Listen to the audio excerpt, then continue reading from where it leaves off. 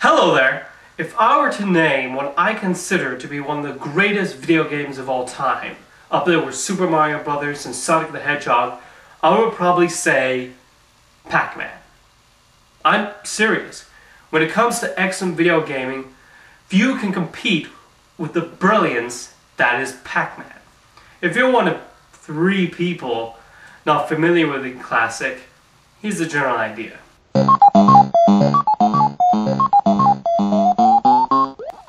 You play as Pac-Man around the maze and try and eat all the pellets. Avoiding the ghosts as best as you can, you need to eat them to proceed to the next level. Along the way, there are super pellets that make the ghosts edible for a limited time.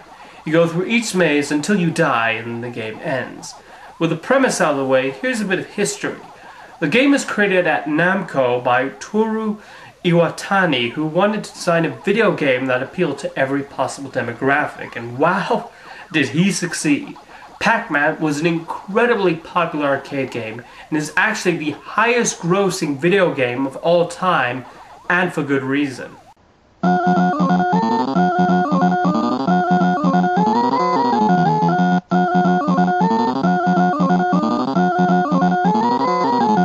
And here's a fun bit of trivia for you.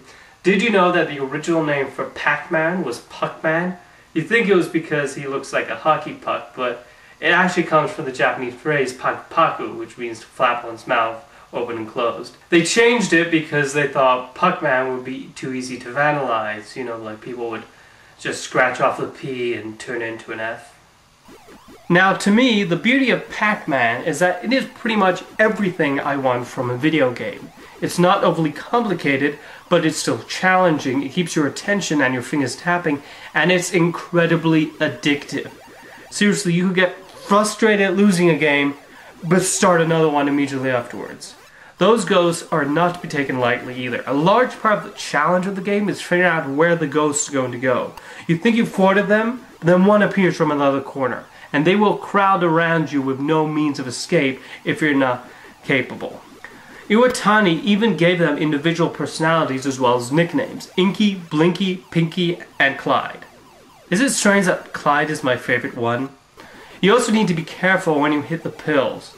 I only eat them when it is absolutely necessary. Otherwise, I end up in a pickle if they come charging towards me and I'm vulnerable.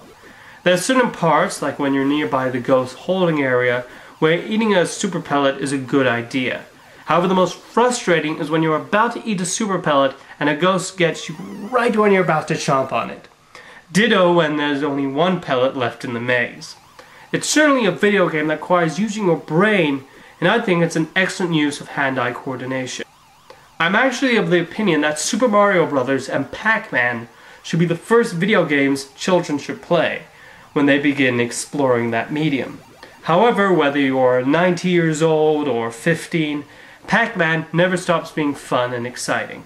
Of course, the immense popularity of Pac-Man led to a bunch of spin-offs and sequels. They gave him a wife, Mrs. Pac-Man, and a son, Baby Pac-Man Jr.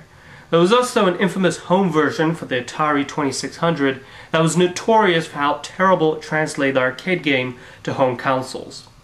In 1982, Hanna-Barbera produced a Pac-Man animated series that went on for 42 episodes. And while it's fairly mediocre Saturday morning diversion with no substance whatsoever, I guess I can't commend the writers for being creative with the concept, because 20 minutes of them just moving around a maze would be very boring. They brought their own ideas to this world while also employing elements from the game. The ghosts even turn into eyeballs when Pac-Man catches them, though they're portrayed as simply stupid henchmen here, despite being a lot more crafty in the game. With more video games gaining more and more bits throughout the years, it is not surprising that Pac-Man continued to evolve with that, most notably in games that placed him in a three-dimensional world. Thankfully, Namco has not messed with Pac-Man, and he still looks like the yellow, big-mouth ball he has been since the beginning, as well as those snazzy red boots. In 2010, to celebrate Pac-Man's 30th anniversary, Google turned their homepage into an arcade, and their logo was transformed into an actual Pac-Man game. Practically everyone started playing this, which was just as addictive and enjoyable as the classic game.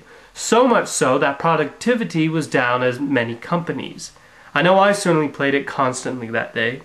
In conclusion, there's no denying the incredible appeal and longevity that Pac-Man holds. It's wonderfully addictive and fun, and a game that will be played for many decades to come. See you next time.